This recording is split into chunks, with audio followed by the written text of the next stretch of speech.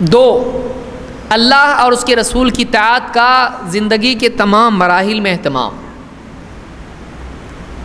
یہ نہیں کہ رمضان آیا چلو اسلام کا مہینہ ہے، بہت بڑا مہینہ ہے. آدمی دیکھیے اب رمضان گیا، آپ نمازوں میں دیکھیے لوگوں کو، بعض لوگ کہتے ہیں کہ یعنی ان کے لیے ایڈ دینا پڑے گا آپن یا پائلٹ کا. کہاں گئے یہ لوگ؟ ان راستہ بھولے، مسجد شفٹ ہوئی، کیا ہوا؟ وہ ماحول کہاں گیا؟ وہ تلاوت کہاں گئی؟ وہ دعائیں، وہ نمازیں، وہ اللہ کے آگے گڑ گڑانا، توبہ کرنا، کیا ایک مہینے کے ساتھ خاص ہے؟ موسمی دین زندگی کے تمام مراحل میں، جوانی، بڑھاپا، رمضان، غیر رمضان، جمعہ، غیر جمعہ، ان تمام زندگی کے تمام معاملات میں جس مرحلے میں، جس چیز کے سلسلے میں اللہ اور اس کے رسول کا جو حکم ہے، آدمی تمام زندگی کے ایام میں ان کو نبھاتا رہے. یہ نہیں کسی ایک دن میں آج میں مسلمان پکا، کل سے کچا. امام صاحب عید کے دن فجر میں سلام پھیر کے جب پھرتے ہیں، اور کہاں گئے لوگ؟ سب غائب. پہلی صف ہے وہ بھی مشکل سے یہاں سے کٹا ہوا، یہاں سے کٹا ہوا، بیچ میں گینگ، بیچ میں پبلک، باقی سب غائب.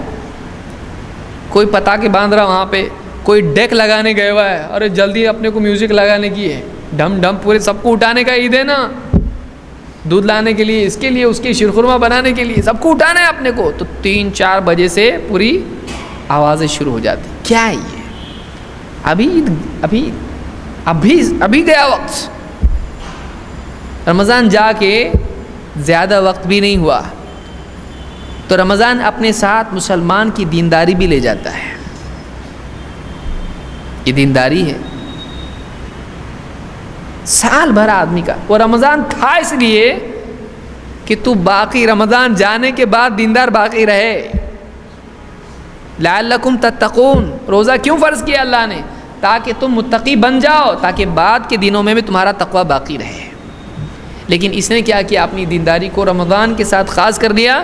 جیسے رمضان چلا گیا، اس نے سمجھا چلو بابا اپنا قید خانہ گیا، آرے شیطان چل جائیں گے. ابھی کہاں گیا تھا تو؟ 1 مہینے بھر کے لیے گیا، چل آ چل جائیں گے. اپنے بغل میں ہاتھ ڈال کے چل دوست. کیا ہے یہ؟ آپ بتائیں. یعنی اس نبی کے دین کو، جس نے اتنی قربانی کے ساتھ دین کی حفاظت کی، امت تک دین کو پہنچایا، ایک ایک بات، اور ان صحابہ کی قربانیاں، محدثین کی، اہل علم کی قربانیاں، وہ دین ہمارے سامنے موجود ہے. لیکن عمل کہاں ہے؟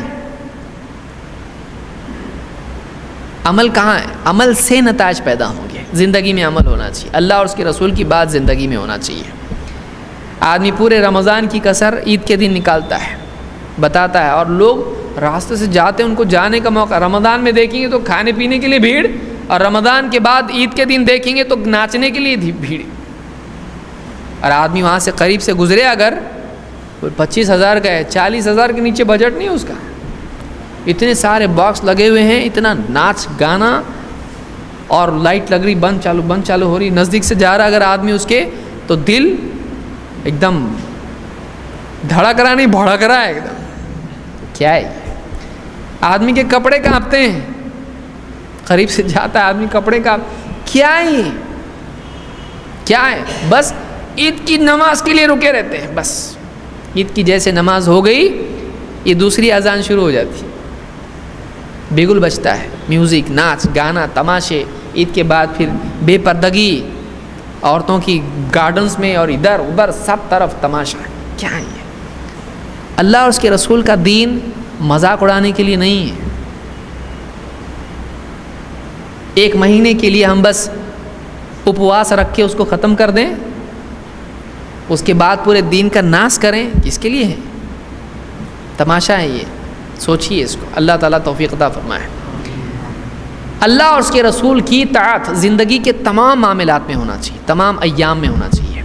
اللہ تعالیٰ فرماتا ہے وَمَن يُطِعِ اللَّهَ وَرَسُولَهُ يُدْخِلْهُ جَنَّاتٍ تَجْرِي مِن تَحْتِهَا الْأَنْهَارُ وَمَن يَتَوَلَّ يُعَذِّبْهُ عَذَابًا أَلِيمًا، جو کوئی فرما برداری اختیار کرے اللہ کی اور اس کے رسول کی تو وہ ایسی جنتوں میں ہم اس کو داخل کریں گے، یدخلہ، اللہ اس کو ایسی جنت میں داخل کرے گا، جنات، ایک جنت نہیں ہے، کئی جنتیں ہیں،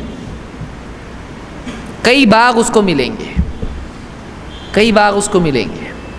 وَلِمَنْ خَافَ مَقَامَ رَبِّهِ جنتان، جو اپنے رب کے سامنے کھڑا ہونے سے ڈرتا رہا اس کے لیے 2 جنتیں ہیں، ایک نہیں 2، ایک ہی ملی تو بہت ہے، 2 جنات، جنتوں میں اور بھی جنتیں ہیں اس کے لیے، اس کی یہ جنت ہے، وہ جنت ہے، وہ جنت ہے، اتنے سب جنتیں اس کی جنات، کس کے لیے؟ جو اللہ اور اس کے رسول کی فرما برداری کرے۔ اللہ کا حکم آ گیا بس ٹھیک ہے، اللہ نے منع کر دیا اچھا ٹھیک ہے رک گیا، رسول صلی اللہ علیہ وسلم بتایا ایسا کر ٹھیک ہے کرتا ہوں، منع کر دیا ٹھیک ہے نہیں کروں گا۔ یہ جس کی زندگی میں آمادگی آ جائے، اللہ اور اس کے رسول کا حکم آ گیا بس ختم، یہ جذبہ جس میں آ جائے اس کے لیے جنتیں جن کے نیچے سے نہریں بہتی ہیں، اور فرمایا وَمَن يَتَوَلَّ يُعَذِّبْهُ عَذَابًا أَلِيمًا، اور جو منہ موڑ کے نکل جائے، نہیں بعد میں دیکھیں گے نہیں مانتے، اس کے لیے دردناک عذاب ہے۔ وَمَن يَتَوَلَّ يُعَذِّبْهُ عَذَابًا أَلِيمًا، جو پیٹ پھیر کے نکل جائے، سنا کر کے نکل جائے اللہ اس کے رسول کی بات کو، اس کو بہت دردناک عذاب ہم دیں گے، یہ اللہ تعالیٰ نے فرمایا ہے۔ اللہ کے نبی صلی اللہ علیہ وسلم کے صحابی ابو ہریرہ رضی اللہ عنہ فرماتے ہیں ان رسول اللہ صلی اللہ علیہ وسلم قال کل امتی يدخلون الجنت الا من ابا، میرا ہر امتی جنت میں جائے گا سوائے اس امتی کے جو انکار کر دے۔ صحابہ نے کہا قالوا یا رسول اللہ ومن یابا، اللہ کے رسول کون انکار کرے گا؟ ابن حبان کے الفاظ ہیں یا رسول اللہ ومن یابا ان يدخل الجنہ، اللہ کے رسول بھلا کون انکار کرے گا جنت میں جانے سے، میرے کو جنت میں نہیں جانا ہے، کون بولے گا؟ کوئی بولے گا؟ نہیں بولے گا کوئی بھی، جس کو معلوم ہے جنت کیا ہے وہ نہیں بولے گا۔ کون جنت میں جانے سے انکار کرے گا؟ آپ نے فرمایا ہر امتی جنت میں جائے گا سوائے اس امتی کے جو جنت میں جانے سے انکار کرے، میرے کو نہیں جانا ہے جنت میں، میں جنت میں نہیں جانا چاہتا، وہ جنت میں نہیں جائے گا۔ صاحب بولو ایسے کون بولے گا؟ ہر آدمی چاہتا ہے جنت میں جانا، کون کہے گا جنت میں نہیں جانا ہے؟ آپ نے فرمایا من اطاعنی دخل الجنہ ومن عصانی فقد ابا، جس نے میری فرما برداری کی وہ جنت میں جائے گا، اور جس نے میری نافرمانی کی اس نے جنت میں جانے سے انکار کر دیا۔ اے بھائی بس آئیے جنت کی، چلو کس کو آنے کا ہے، اور بس ٹاپ پہ ہی کھڑا ہے، کنڈکٹر کیا سمجھے گا؟ آنا ہے اس کو، اور نہیں آنا ہے، ٹن ٹن نکل گیا۔ آپ دنیا میں بھی بس آئی کھڑی ہوئی، آپ کو کیا بولے گی؟ یعنی اترے گا آپ کو لینے کے لیے، آئیے تشریف لائیے، بس اس کے لیے رکی۔ اگر واقعی یہ طالب تھا منزل پہ پہنچنے کا، وہ کیا کرے گا؟ آگے بڑھ کے بس میں آئے گا، اتنی کوشش تو کرنی پڑے گی نا۔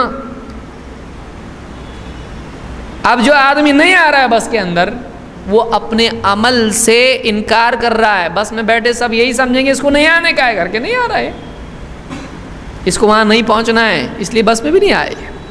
تو جس نے نبی کے حکم کو مانا، وہ اپنے عمل سے کہہ رہا ہے مجھ کو جنت میں جانا ہے، اس لیے تو میں بس میں بیٹھ رہا ہوں، نبی کی مان رہا ہوں، جو نبی نے بتایا وہ کر رہا ہوں، کیونکہ جنت میں جانا ہے مجھ کو۔ جنت میں جانے کے لیے نبی صلی اللہ علیہ وسلم کی بات ماننی پڑتی ہے۔ اور جو آدمی نافرمانی کر رہا ہے وہ اپنی زبان سے نہیں کہہ رہا ہے مجھ کو جنت میں نہیں جانا ہے، وہ اپنے عمل سے، اپنی بے عملی سے کہہ رہا ہے میرے کو نہیں آنا ہے۔ تو آپ نے فرمایا کہ انسان یہ نہیں کہ اللہ کے رسول کا انکار کر دیا، مراد یہاں پر کیا ہے؟ وہ جنت میں جانے سے انکار کر رہا ہے، مجھ کو نہیں جانا ہے، کیونکہ اگر واقعی جانا ہوتا تو یہ وہ کرتا جو جانے کے لیے ضروری ہے، جانے کے لیے ضروری ہے۔ تو یہاں پر یہ بخاری کی حدیث ہے، اس سے معلوم ہوا کہ جنت میں جانے کے لیے اللہ کے رسول صلی اللہ علیہ وسلم کی فرما برداری کرنا بھی ضروری ہے۔ ایک آدمی آپ کی نافرمانی کر رہا ہے تو وہ اپنا نام ان لوگوں کی لسٹ میں لکھا رہا ہے جو کہہ رہے ہیں ہم کو جنت میں نہیں جانے کا، تو اس کا نام کدھر آ رہا؟ میرے کو جنت میں نہیں جانا ہے، اس لیے میں نبی کی نہیں مان رہا ہوں۔ اللہ ہم سب کی حفاظت فرمائے۔